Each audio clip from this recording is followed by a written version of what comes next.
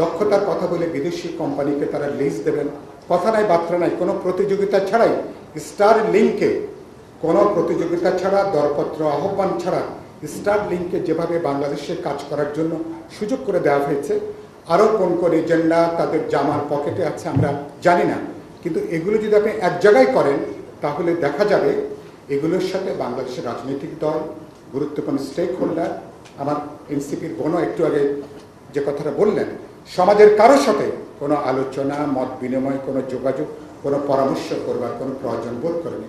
আমরা সরকারকে বলতে চাই, আপনারা যথেষ্ট করেছেন, ইতিমধ্যে মেহরবানি করে যতখানি এগিয়েছেন এই তৎপরতাটা বন্ধ করুন। কোথায় আপনারা জানেন যে অনেক বছর ধরে আমাদের কক্সবাজার এই অঞ্চলকে কেন্দ্র করে চীন বিরোধী একটা ব্লক তৈরি করবার জন্য ইন্দো প্যাসিফিক রিজনে বাংলাদেশকে স্ট্র্যাটেজিক পার্টনার হিসেবে যুক্ত করা যায় কিনা আপনারা জানেন।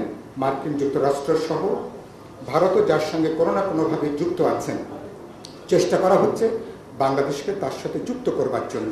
এই মানবিক করিডোর বলি, প্যাসেজ বলি, এগুলোর আবরণে তারা কয়েক দশক ধরে তারা যে চেষ্টা করছেন, তারা বাস্তবে তার জন্য আমরা একটা সুড়ঙ্গ তৈরি করছি কিনা, একটা রাস্তা তৈরি করে দিচ্ছি কিনা, যেটা এখানে আলোচনা হলো।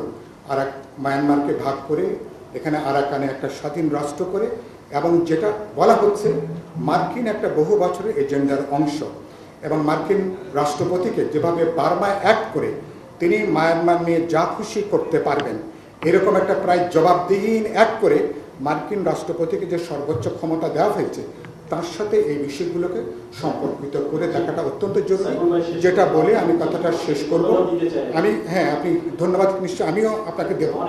আচ্ছা, আমরা যেটা বলতে চাই, এগুলো আমাদের জন্য সংবেদনশীল প্রশ্ন, এগুলোর সাথে আমাদের বর্তমান ভবিষ্যৎ, আমাদের স্বাধীনতা, সার্বভৌমত্ব, জাতীয় নিরাপত্তা প্রশ্নযুক্ত।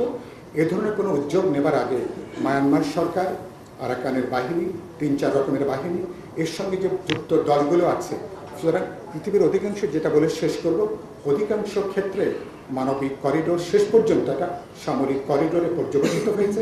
দেশের জন্য নতুন নতুন বিপদ ডেকে নিয়ে আসুন। আমরা খাল কেটে নিশ্চয়ই কুমির আমরা আনবো না, এটা সতর্ক থাকা দরকার। আমরা আলাপ আলোচনা করব ভবিষ্যতে কি করতে পারি। ভবিষ্যৎ নির্বাচিত সরকার, নির্বাচিত পার্লামেন্ট জনগণের সঙ্গে পরামর্শ করে সবাইকে আমরা স্টেক হোল্ডারদেরকে আস্থার মধ্যে নিয়ে প্রয়োজন বোধে ভবিষ্যতে এসব ব্যাপারে আমরা প্রয়োজনীয় সিদ্ধান্ত গ্রহণ করব।